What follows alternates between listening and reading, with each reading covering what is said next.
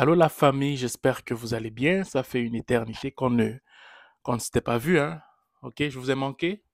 J'espère que oui, vous aussi vous m'avez beaucoup manqué. Et on va reprendre nos séries de vidéos et les rencontres virtuelles, ok, parce que j'avais beaucoup de choses à faire. Il fallait que je restructure tout ce que je devais entreprendre pour vous donner un service de qualité. Et voilà, les choses ont avancé comme il fallait. Donc maintenant, j'ai maintenant plus de temps de faire des vidéos pour vous préparer sur le plan psychologique pour votre venue ici au Canada. OK?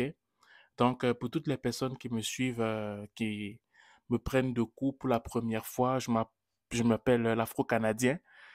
Ça fait depuis près de 3 ans que je donne des conseils en lien avec l'intégration au Canada. Donc, tout dépend d'où tu m'écoutes. Si tu m'écoutes sur TikTok, je te conseille fortement d'aller me rencontrer en virtuel sur YouTube et sur Facebook parce qu'il y a beaucoup de contenu que je donne depuis très longtemps là-bas. Et si tu m'écoutes sur Facebook, n'hésite pas à t'abonner sur mon Facebook et aussi sur mon Instagram, hein, parce qu'il y a beaucoup de contenu que je vais commencer à mettre en fait. OK? Donc, pour toutes les personnes qui aimeraient aussi faire l'immigration, moi, je ne fais pas d'immigration, mais je fais affaire avec un consultant en immigration. OK? Donc, lui, il prend des frais de consultation. OK? Donc, si tu viens ici pour pouvoir t'aventurer, pour potentiellement venir au Canada, tu n'es pas à la bonne place.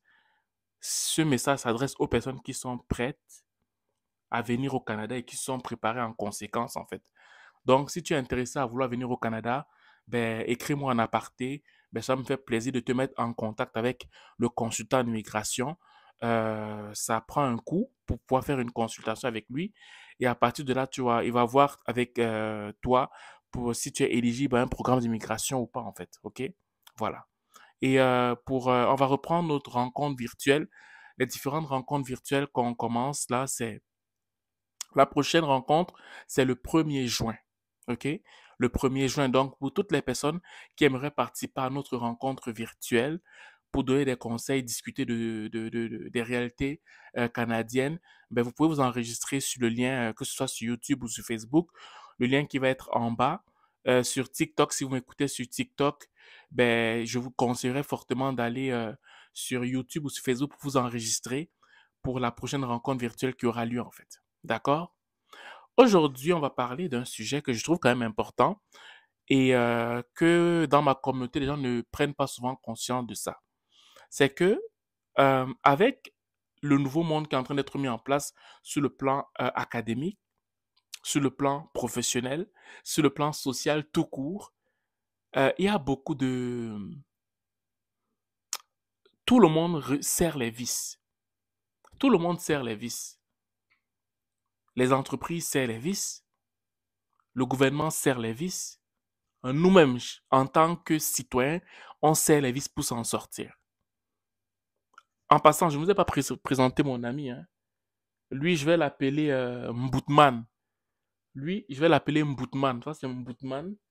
Le petit Mboutman, lui, c'est à partir de lui qu'on va pouvoir discuter de pas mal de choses. C'est le genre que si je dois m'adresser à l'un d'entre vous, je vais m'adresser à un Mboutman qui va pouvoir vous représenter et je vais pouvoir discuter avec Mboutman, en fait. OK? Voilà. Donc, euh, tout le monde sait les vis. Tout le monde sait les vis. Toi, tu sais les vis quand tu vas aller au marché. Toi qui es au Québec ou au Canada. Avant, tu ne calculais pas trop pour aller faire les courses. Maintenant, tu calcules pour aller faire les courses. Il en est de même pour les entreprises. Beaucoup d'entreprises maintenant, ils aimeraient optimiser leur capital parce que même pour eux, ce n'est pas évident. C'est la raison pour laquelle moi, quand j'ai lu cet article, je me suis dit, je vais partager ça à ma communauté pour que ma communauté fasse très attention. Parce que selon cet article, on dit beaucoup d'entreprises surveillent leurs employés grâce à l'intelligence artificielle.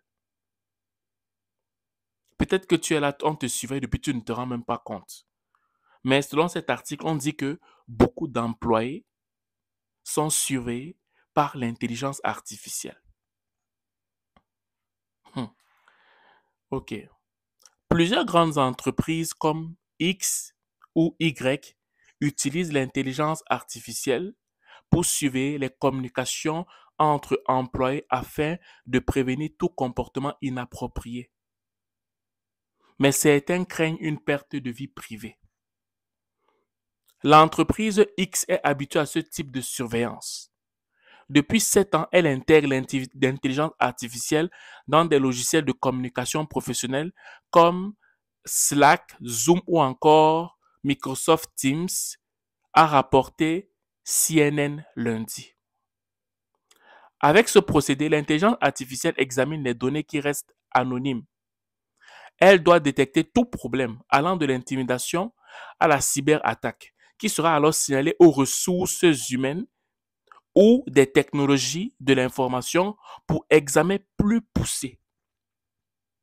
Donc, généralement là, Bootman, généralement là, quand toi tu écris aux gens là, comme tu ne sais pas souvent te contrôler, que tu parles souvent mal aux gens, il y a certaines entreprises là, ok, qui mettent, je veux dire, des espions, des logiciels espions, pour savoir qu'est-ce qui se dit et pour analyser toutes les données qui ont été transmises durant les conversations pour voir si c'est des conversations à caractère intimidatoire, si je peux appeler ça comme ça, ou à caractère de menace.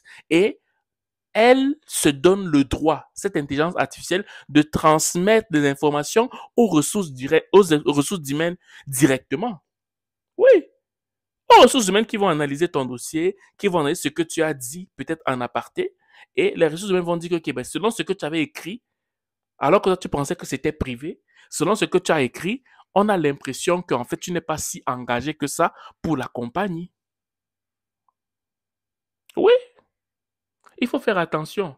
Parce que si l'intelligence artificielle commence à contrôler ce qui est dit, si dans ce que tu fais, ce n'est même plus que genre, il y a des caméras dans l'entreprise, là, on peut encore comprendre.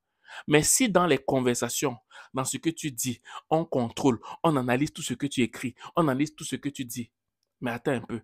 Les décisions de te renvoyer, dépendamment de comment les gens conçoivent ce que tu dis, sont beaucoup plus élevées en fait. Je fais cette vidéo simplement pour vous faire comprendre quoi. Nous, souvent, on a souvent tendance à se lâcher. Parce qu'on se dit que non, on nous fait confiance. Je connais bien le boss. Je connais bien l'entreprise là. Je suis arrivé ici, ça fait 10 ans. Je travaille avec le même employeur, que ce soit aux États-Unis, que ce soit au Canada. On s'entend très bien et tout. Non, fais attention. Ce n'est pas tout qu'on dit.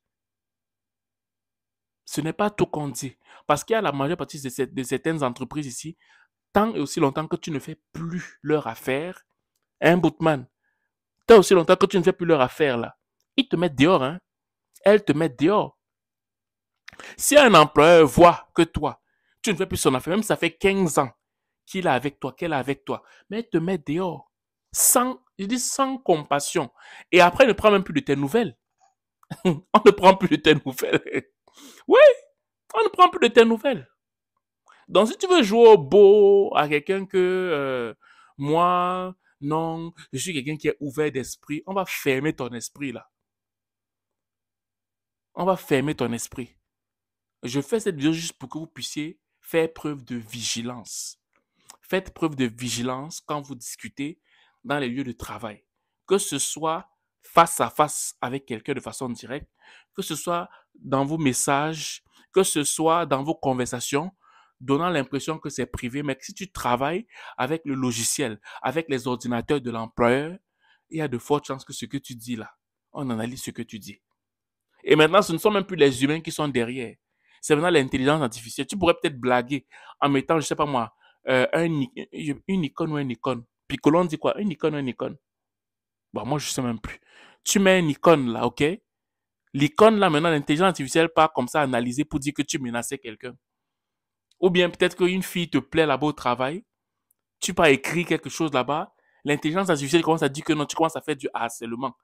Donc, tout va dépendre du jugement de l'intelligence artificielle. Et on te dit selon cet article-là que beaucoup d'entreprises utilisent l'intelligence artificielle pour prendre des décisions et ces données sont directement transmises aux ressources humaines en fait. OK? Donc, fais attention, on ne dit pas n'importe quoi. Il faut faire preuve de mesure quand tu parles. Même si on te fait confiance, fais preuve de mesure parce que le jour où on va vouloir t'éjecter, on va aller prendre tout ce que tu as fait comme erreur pour te présenter et que tu n'aies rien à dire. Voilà. Moi, je te parle comme ça parce que moi, je suis quelqu'un qui est très... Je suis quelqu'un qui parle beaucoup. Je suis quelqu'un qui est très ouvert, qui discute avec beaucoup de gens, mais ça m'a beaucoup coûté. Raison pour laquelle maintenant, je fais preuve d'extrême vigilance quand je parle avec des gens.